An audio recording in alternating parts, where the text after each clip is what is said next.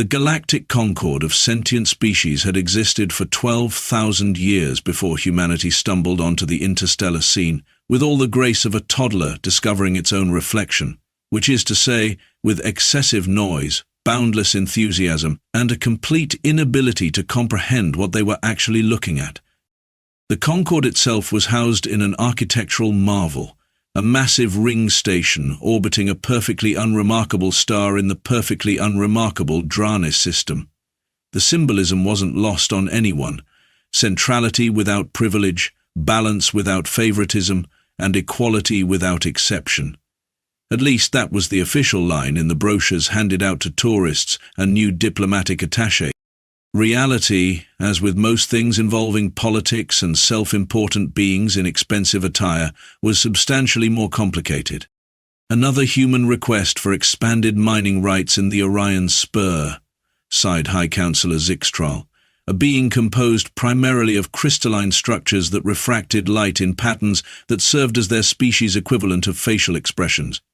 Currently, those patterns suggested profound exasperation. "That's the fourth this cycle," replied Undersecretary Klept, whose gelatinous form rippled with what might have been amusement. "You have to admire their persistence." "I admire a well-aged fermentation culture, Undersecretary. What I feel toward humans is something rather different." The two officials floated through the grand corridor leading to the Concorde's primary assembly chamber, where representatives from over 300 species gathered to debate matters of galactic importance. Or, more accurately, to engage in the fine art of making simple matters incomprehensibly complex through the application of procedure, precedent, and petty grievances dating back millennia. Humanity had been part of this august body for precisely 37 standard years. In cosmic terms, this made them practically embryonic. In diplomatic terms, it made them the equivalent of distant relatives who show up uninvited to family gatherings and immediately start suggesting improvements to traditions they barely understand. The human delegation occupied a modestly sized office in what was diplomatically referred to as the Emerging Interests Wing, but was more commonly known as the Noisy Neighbors Nook. Their chief representative was a specimen who called himself Ambassador Jackson, though whether this was a designation, a lineage marker, or some form of honorific remained unclear to many species. Ambassador Jackson was currently engaged in what humans called coffee, but what most other species recognized as voluntary mild poisoning for stimulant purposes. The practice alone had earned humans a reputation for recreational toxin consumption that both confused and disturbed many members of the Concorde. "Ambassador, the delegation from Proxima Centauri has lodged another formal complaint about your staff's auditory communications," said the ambassador's aide, a fresh-faced diplomatic corps graduate who still believed in the power of reasoned discourse. "You mean they're bitching about us laughing again?" Jackson didn't look up from the report he was reading, a detailed analysis of resource allocation in the Perseus arm that most species found mind-numbingly dull, but that humans seemed to read with the enthusiasm normally reserved for illicit entertainment. They specifically mentioned the barking vocalizations that disturb psychic equilibrium during yesterday's reception. Jackson finally looked up, taking another sip of his coffee. "Tell them we're working on modulating our expressions of mirth to accommodate their delicate sensibilities. Use exactly those words." The aide winced. "Sir, the translation matrices will—" "I know exactly what they'll do, kid. That's the point." This exchange, typical of human diplomatic operations, exemplified precisely why the older species found humanity so baffling. They seemed to deliberately antagonize while simultaneously pursuing serious diplomatic objectives. They submitted meticulously researched proposals with one hand while making what they called jokes with the other. The resulting cognitive dissonance had caused more than one Methuselian to temporarily lose chromatophore control. The current diplomatic incident, the one that would ultimately reveal humanity's true nature to the galaxy, began, as these things often do, with something utterly trivial. In this case, a dispute over proper seating arrangements at the upcoming Quincentennial Harmony Gala. "Absolutely unacceptable," hissed Representative S. Slenthak of the Ophidian meritocracy, their forked tongue flicking rapidly in agitation. The human delegation cannot be seated in Sector 7. The pheromones they emit will contaminate our taste receptors for the entire event. Perhaps the Ophidians would prefer to be seated in the service corridors, suggested Ambassador Jackson, with a smile that somehow managed to display far too many teeth. I hear the ambient temperature there is perfect for cold-blooded deliberations. The Gala's organizational committee, composed of 7 species chosen for their legendary patience and diplomatic finesse, collectively exhibited signs of extreme stress. The Qubilian representative was actively molting. "If I may," interjected the Arcturian mediator, whose species had evolved specifically to detect and diffuse tension between other life forms, "perhaps we could consider a compromise that acknowledges both biological necessities and diplomatic courtesies." What followed was 4 hours of discussion about a seating chart. Meanwhile, in the service corridors that Ambassador Jackson had so casually mentioned, a far more significant conversation was taking place. "The weapon shipment has cleared customs on 3 separate worlds using the diplomatic tags," reported a human operative to their superior. Neither wore official embassy insignia. "The cartel never suspected they were being tracked." "And the surveillance data?" asked the superior, a compact human with eyes that never seemed to blink at the rate most species found normal. "Comprehensive. We've identified 12 major distribution nodes and 4 primary financial controllers. The Enforcement Division will have everything they need to decapitate the entire organization." The superior nodded. "Excellent. The ambassador will announce our findings at tomorrow's Security Council meeting. The timing should align perfectly with the coordinated raids." This operation, meticulously planned, flawlessly executed, and conducted entirely without the knowledge of the Galactic Concorde's vaunted security apparatus, was the culmination of months of work by the human intelligence services. The target? A cross-species criminal enterprise responsible for trafficking in illegal technology, endangered biological materials, and sentient beings. The irony that humans were using a dispute about seating arrangements as cover for an operation of this magnitude was precisely the sort of thing that humans found hilarious and other species would soon find terrifying. Because while the galactic community saw humans as pushy, loud, and diplomatically inexperienced, they had fundamentally misunderstood what they were dealing with. They saw the diplomatic awkwardness, the cultural faux pas, the strange insistence on consuming caffeine in public settings. What they failed to see was the predator's gaze behind the smile. The next day, as Ambassador Jackson prepared his notes for the Security Council meeting, his aide approached with news. "Sir, we've just received word that the Ophidians have formally requested your removal from the Harmony Gala." Jackson looked up, that same toothy smile spreading across his face. "Perfect timing. Have our response ready, but don't send it until after the council meeting. I suspect priorities may shift rather dramatically by then." The aide, still learning the subtleties of human diplomatic practice, nodded uncertainly. "And the response should be?" "Gracious acceptance of their concerns, profound apologies for any misunderstanding, and sincere hopes for continued cooperation in matters of mutual interest." Jackson's smile didn't waver. "After all, we're just here to be good neighbors."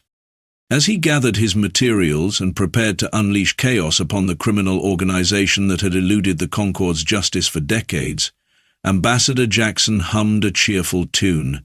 The galaxy was about to learn something fundamental about humans, something beyond their strange customs and baffling diplomatic approaches. They were about to learn what happens when the apex predator drops the act. The Security Council of the Galactic Concorde consisted of representatives from the 9 most militarily significant powers, plus 2 rotating members chosen by lottery, a system designed to give the appearance of egalitarianism while ensuring that those with the biggest guns remained perpetually in charge. Democracy in space turned out to be remarkably similar to democracy on Earth, a beautiful ideal frequently corrupted by practical considerations.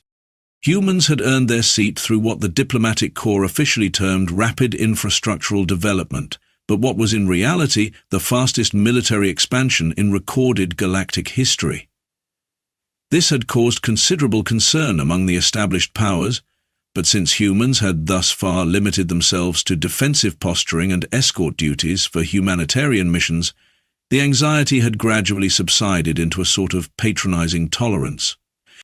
"Ambassador Jackson, you've requested emergency speaking privileges," intoned High Marshal Grinthulix of the Valtteri Dominion, a species that had evolved from apex avian predators and still retained the sharp-end intensity of their ancestors.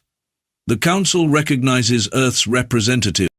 Jackson stood, straightening the perfectly tailored suit that humans insisted on wearing despite the availability of far more comfortable and technologically advanced attire. The human obsession with cloth wrappings remained a source of bewilderment among most species. "Distinguished representatives," he began, his voice carrying the practiced cadence of a seasoned diplomat. "I come before you today with information of grave concern to all law-abiding members of our galactic community." What followed was a masterclass in controlled revelation. With methodical precision, Jackson laid out evidence of the criminal enterprise that human intelligence services had been tracking: financial records, transport manifests, surveillance footage, and intercepted communications. The presentation was thorough, professional, and utterly damning. "In conclusion," Jackson said after 30 minutes of increasingly shocking revelations, "we have identified the key leadership of this organization, their primary bases of operation, and their immediate plans for expansion. Earth stands ready to assist in bringing these criminals to justice." The council chamber fell into stunned silence. The Methusalian representative's skin had turned a pale blue, a sign of extreme shock in their species. The Valtteri High Marshal's feathers were fully erect, signaling heightened alertness. High Councillor Zixtral's crystalline form had darkened considerably. "Ambassador Jackson, are you telling this council that human intelligence services conducted unauthorized operations across multiple jurisdictions without informing the Security Directorate?" Jackson's expression didn't change. "We conducted a thorough investigation using our diplomatic prerogatives and the freedom of movement accorded to all member species. We broke no laws." "This is unprecedented," hissed the Ophidian representative. "The humans have overstepped their authority. Such investigations are the purview of the Security Directorate." "The same Security Directorate that has failed to make any progress against this organization for the past 17 years? Jackson's smile was thin. "We achieved in months what you couldn't in decades. Perhaps instead of questioning our methods, you should be questioning your own effectiveness." The chamber erupted in overlapping vocalizations, electromagnetic pulses, and pheromone releases, the multi-species equivalent of shouting. And that's when the emergency alert system activated. Red lights pulsed along the walls of the chamber as the AI system announced, "Security breach detected. Unknown vessels approaching central platform. Weapons signatures detected. All personnel to emergency stations." The council members froze, their dispute instantly forgotten. "Display tactical feed," ordered High Marshal Grinthulix. The central holographic projector flickered to life, showing 12 vessels approaching the Concorde station. Their design was unfamiliar, a hybrid of technologies from multiple species, exactly the sort of cobbled-together but lethal crafts favored by those operating outside legal boundaries. "It appears," said Jackson with remarkable calm, "that our targets have become aware of our investigation and decided to take preemptive action." "The station's defensive systems are activating," reported the Kubilian representative, their appendages flying over the control surfaces. "But response time is delayed. They've somehow compromised our command protocols." "How is that possible?" demanded High Councillor Zixtral. "The defensive grid is isolated from all external networks." "Obviously not isolated enough," replied Jackson. His hand moved to his ear, activating a communication device that none of the aliens had noticed. "Jackson to Vigilant, Tactical Situation Alpha. Deploy countermeasures and prepare boarding teams. Authorization Theta 9 Epsilon." The council members stared at him in confusion. "Ambassador," began High Marshal Grinthulix, "what are you—" The tactical display flashed as 6 new ships suddenly appeared, dropping out of FTL travel with impossible precision, positioning themselves between the attackers and the station. The design was unmistakably human. "May I introduce the 7th Rapid Response Fleet?" said Jackson, his demeanor shifting subtly. Gone was the slightly bumbling diplomat. In his place stood something else entirely, a commander, a strategist, a hunter. "They've been standing by for this exact scenario." "You anticipated this attack?" The Methusian's skin had shifted to a mottled purple of confusion. "Of course. We leaked information about our investigation precisely to provoke this response. It's much easier to capture them in the act than to build a case that would satisfy the Concorde's judicial requirements." Jackson spoke as if explaining something obvious to a particularly slow child. "We needed them to commit an overt act of aggression against the Concorde itself. Makes the legal process so much tidier." The Council watched in stunned silence as the human vessels executed a series of maneuvers that should have been impossible for ships of their size. They moved with coordinated precision, herding the attacking vessels like predators corralling prey. "Your defensive paradigm is flawed," Jackson continued conversationally as the battle unfolded on the display. "You build bigger shields, more powerful weapons, and more elaborate detection systems, but you think reactively. Humans prefer to control the battlefield before the first shot is fired." The first of the attacking vessels attempted to break formation, making a run for open space. A human ship intercepted it within seconds, launching what appeared to be boarding pods that attached to the hull like parasites. "Those are our special tactical teams," Jackson explained. "What we call Marines. They're particularly good at close-quarters combat. The term dates back to when humans fought wars on water, if you can imagine something so primitive." The casual way he discussed what was clearly a violent boarding action sent ripples of unease through the Council. The humans were revealing capabilities that had never been included in their official military assessments. "Ambassador," said High Marshal Grinthulix, struggling to maintain composure, "your actions, while apparently in defense of the Concorde, represent a significant breach of protocol. Military operations must be authorized by this Council." Jackson turned to the avian marshal, and something in his gaze caused the mighty Valety to take an involuntary step back. "With all due respect, Marshal, when someone points a gun at your head, protocol becomes a luxury. We acted to save lives." The smile returned, but it no longer reached his eyes. "Isn't that what matters most? The preservation of life?" "Of course, but—" "Excellent. Then I'm sure the Council will have no objections to our methods once they've had time to review the results. Speaking of which," he touched his ear again. "Status report?" The voice that responded was audible to the entire chamber. "All hostile vessels contained, sir. Minimal casualties on both sides. Prisoners being processed. We've secured their command and control systems and are extracting data now." "Well done, Commander. Maintain position and prepare for Security Directorate handover." Jackson turned back to the Council, whose members were displaying various biological signs of shock. "As I was saying, Earth stands ready to assist in bringing these criminals to justice. It appears that assistance has already begun." The silence that followed was profound. The galaxy had just witnessed something unexpected. Humans operating not as diplomatic newcomers, but as efficient, ruthless predators who had manipulated events to their advantage from the very beginning. "I think," said High Councillor Zixtrel finally, their crystalline form still darkened with shock, "that the Council will need to reassess several assumptions about our human colleagues." "That seems wise," agreed Jackson, once again the perfect diplomat. "Perhaps over refreshments? I understand these sessions can be quite taxing." As he offered this perfectly normal diplomatic nicety, standing amid the aftermath of the ambush he had personally orchestrated, the contrast could not have been more stark. The apex predator had shown its teeth, and then immediately returned to wearing its civilized mask. And that, perhaps, was the most disturbing revelation of all. The immediate aftermath of what was now being called the Security Council incident spread through the Galactic Concorde's diplomatic circles with the speed and destructive potential of a quantum cascade failure. Emergency sessions were called, heated debates erupted, threat assessments were hastily revised, and through it all the human delegation maintained an air of helpful cooperation that somehow managed to be more unsettling than outright hostility. Earth Days. 3 days after the incident, the Concorde's executive committee convened in what was officially an information-gathering session, but what everyone understood to be a tribunal in all but name.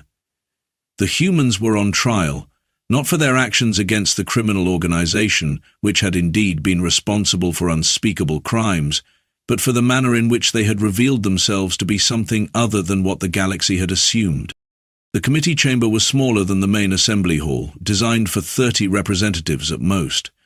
Today it held just 15, the 7-member executive committee, 5 expert witnesses, Ambassador Jackson, and 2 other human diplomatic staff. "Let us be clear about what transpired," began Premier Delegate Axon Varric of the Dorsani technocracy, a being composed of latticed metallic filaments surrounding a plasma core. The Dorsani were among the oldest species in the Concorde, and regarded most other life forms as developmentally incomplete. Human intelligence assets conducted unauthorized operations across sovereign territories, manipulated a criminal enterprise into attacking the Concorde itself, and deployed military forces without council approval. Ambassador Jackson, looking remarkably rested for someone at the center of a diplomatic firestorm, nodded pleasantly. "An accurate summary, though I would suggest that the term unauthorized is open to interpretation under Articles 17 and 29 of the Concorde Charter, which permit member species to pursue investigations related to their own security concerns across jurisdictional boundaries when—" "We are familiar with the Charter, Ambassador," interrupted Delegate Axon Varric. "What concerns this committee is not the legality of your actions, but their implication." "I'm afraid I don't follow," said Jackson with a puzzled expression that fooled no one in the chamber. "Then allow me to be explicit." The Dorsani's plasma core flared brighter, a sign of intensifying emotion. "Humanity has revealed itself to be far more dangerous than previously assessed. You have demonstrated capabilities beyond what you declared upon joining the Concorde. You have shown a disturbing willingness to manipulate events and other species to achieve your objectives. In short, Ambassador, you have revealed yourselves to be predators wearing the masks of diplomats." Jackson's expression didn't change, but something in his posture shifted. A subtle straightening of the spine, a slight forward tilt of the head. Those species sensitive to micro-expressions recognized the change immediately. The human was dropping pretenses. "Premier Delegate," Jackson said, his voice devoid of its usual affable quality, "every species in this room evolved from predators. The difference is not that humans have a predatory nature, it's that we've never forgotten ours." An uncomfortable ripple moved through the chamber. "Furthermore," Jackson continued, "I find it curious that we're being questioned about our methods when those methods successfully neutralized a threat that the Concorde's own security apparatus failed to address for nearly 2 decades. One might almost suspect that certain elements within the Concorde preferred that this criminal enterprise remain operational." "This is an outrageous insinuation," the Ophidian representative's scales flared in agitation. "Is it?" Jackson glanced down at his datapad. "Because our operations uncovered financial transfers from accounts linked to 3 different council members' private holdings, to shell corporations associated with the criminal leadership. We were planning to address this through discreet diplomatic channels, but since we're being so direct today—" The chamber erupted in overlapping vocalizations and electromagnetic emissions. Amidst the chaos, the Arcturian mediator activated their harmonic resonator, sending a wave of calming vibrations through the chamber. "Please, colleagues, this confrontational approach serves no one. Perhaps we might redirect the discussion toward constructive outcomes?" "An excellent suggestion," agreed Jackson, seamlessly shifting back to his diplomatic persona. "Earth has prepared a comprehensive report on the criminal organization, including all evidence of official complicity. We are, of course, willing to turn this over to an independent investigative body. The implied threat hung in the air. If you push us, we'll expose everyone involved." The Kubilian representative, whose species processed information faster than most organic beings, clicked rapidly in their native tongue before the translation matrix converted it to standard. The ambassador's offer seems reasonable. However, this does not address the committee's primary concern regarding humanity's self-presentation within the Concord. You mean the fact that we didn't announce ourselves as dangerous when we joined? Jackson laughed, a sound that several species found deeply unsettling in the current context. Would any of you have done differently? When entering a new environment filled with established predators, only a fool declares themselves a threat. So you admit to deliberate deception, said the Dorsani representative. I admit to prudence, countered Jackson, just as I admit to taking action when the established systems failed. Just as I admit to prioritizing results over appearance. These are human traits that serve us well, and they served the Concord well 3 days ago. He stood now, abandoning protocol, and began to pace slowly before the committee. You're afraid because you've just realized you don't understand us. You built assumptions about humanity based on our technological development stage, our diplomatic inexperience, our apparent eagerness to please. You categorized us, filed us away, and stopped paying attention. His voice remained calm, but there was an intensity to it that commanded attention. That was your mistake. On Earth, the creatures that stopped paying attention to humans went extinct. The silence that followed was profound. Even the Arcturian mediator seemed at a loss. Finally, the eldest member of the committee, a Tellurian whose age was measured in centuries, spoke in the slow, deliberate manner of their kind. Ambassador, are you threatening the Concord? Jackson stopped pacing and smiled, a genuine expression that somehow managed to be more intimidating than any display of aggression. Not at all. I'm inviting you to understand us better. Humans don't want conflict. We're actually quite collaborative by nature, but we're also survivors. We prepare for worst-case scenarios. We act decisively when threatened. And yes, when necessary, we hunt. He returned to his seat with casual grace. The question isn't whether humans are predators disguised as diplomats. The question is whether the Concord prefers having us as allies or adversaries. The weeks following the confrontation with the executive committee witnessed a remarkable shift in galactic politics. The humans, having revealed their predatory capabilities, might have expected isolation or hostility. Instead, they found themselves the recipients of something far more valuable in interstellar relations, respect tinged with healthy caution. The quincentennial Harmony Gala, the very event whose seating arrangements had sparked the initial diplomatic incident, proceeded as scheduled, though with several notable modifications. The human delegation was no longer relegated to Sector 7 but placed prominently near the central dais. The Ophidian representatives, who had so vehemently objected to human proximity, now seemed to find their presence not merely tolerable, but desirable. Fascinating how quickly perceptions change, isn't it? Observed Under-Secretary Klebb to High Counselor Zixtral as they watched Ambassador Jackson chatting amiably with a group of previously standoffish delegates. One moment they're diplomatic newcomers, the next they're courted allies. Fear is a powerful motivator, replied Zixtral, crystalline structures refracting light in patterns suggesting deep thought. Though I wonder if they realize how transparent their sudden friendliness appears to the humans. I suspect the humans are counting on exactly that perception. Klebb's gelatinous form rippled with what might have been amusement or concern. The distinction was often difficult for non-gelatinous species to discern. They've revealed just enough to make everyone reassess without showing their full capabilities. A calculated revelation, then? Almost certainly. Across the grand reception hall, Ambassador Jackson was engaged in what appeared to be pleasant small talk with the Valtteri High Marshal. To the casual observer, it was the very picture of diplomatic cordiality. To those with more nuanced understanding of interspecies dynamics, it was a masterclass in subtle dominance assertion. Your security teams performed admirably during the incident, the High Marshal was saying, head tilted in the avian gesture of acknowledgement. Such precision in boarding operations is uncommon.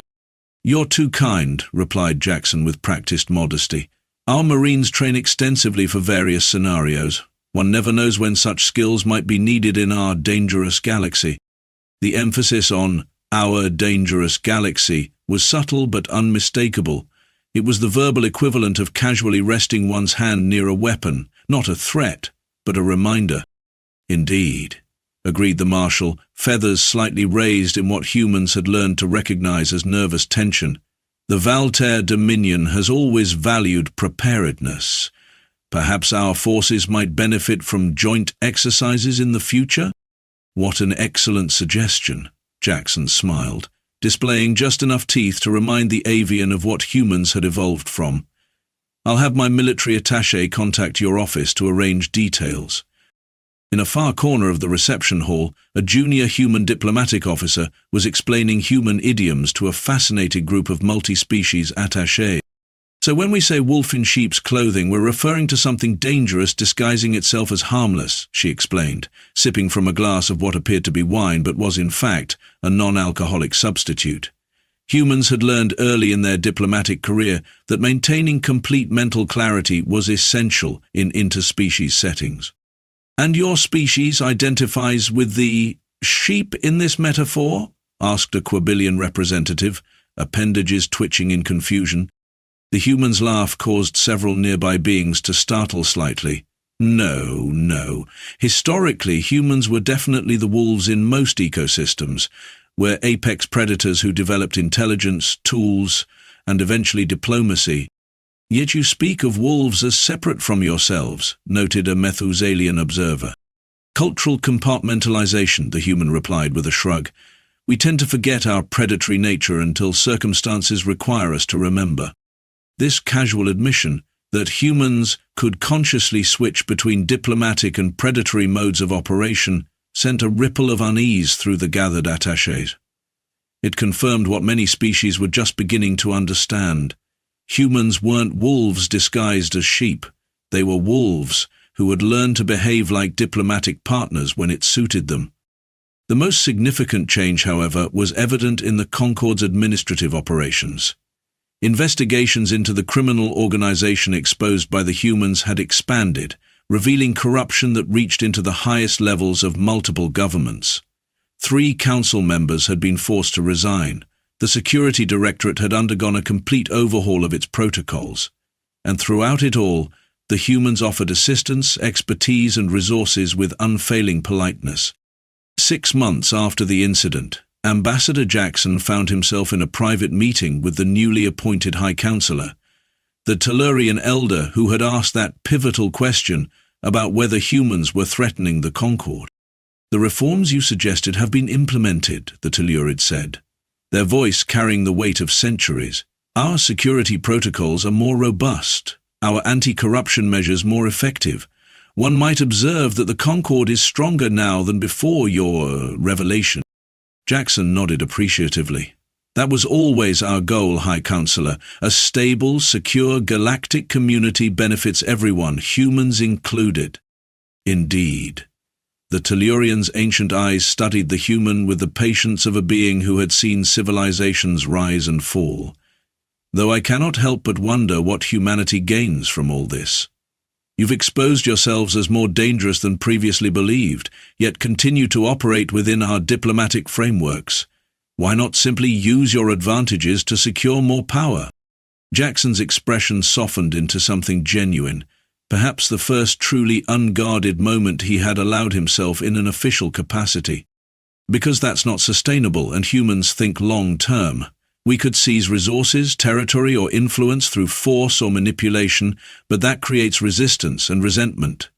By working within the system, even while demonstrating that we could operate outside it if necessary, we build something more valuable, a community where our children can thrive. Your species is remarkably contradictory, observed the Tellurian. Predators who prefer peace, warriors who value diplomacy, strategists who seek cooperation rather than dominance. That's humanity in a nutshell, agreed Jackson with a small smile. We prepare for the worst while working toward the best. We maintain our fangs and claws while extending open hands. We never forget what we evolved from, even as we strive to become something better. As the meeting concluded and Jackson departed, the Tellurian remained in contemplation. The galaxy had indeed learned something profound about humanity. Not just that they were apex predators disguised as diplomats, but that they were apex predators who genuinely preferred diplomatic solutions when available. The distinction was subtle but crucial. Humans hadn't been pretending to value cooperation and stability. They had been entirely sincere about their diplomatic goals. They had merely omitted mentioning what they were capable of when diplomacy failed. And perhaps that was the most important understanding of all. Humans weren't wolves pretending to be something else. They were wolves who had decided that peace was preferable to hunting, but who had never forgotten how to hunt. The galaxy would never make that mistake again.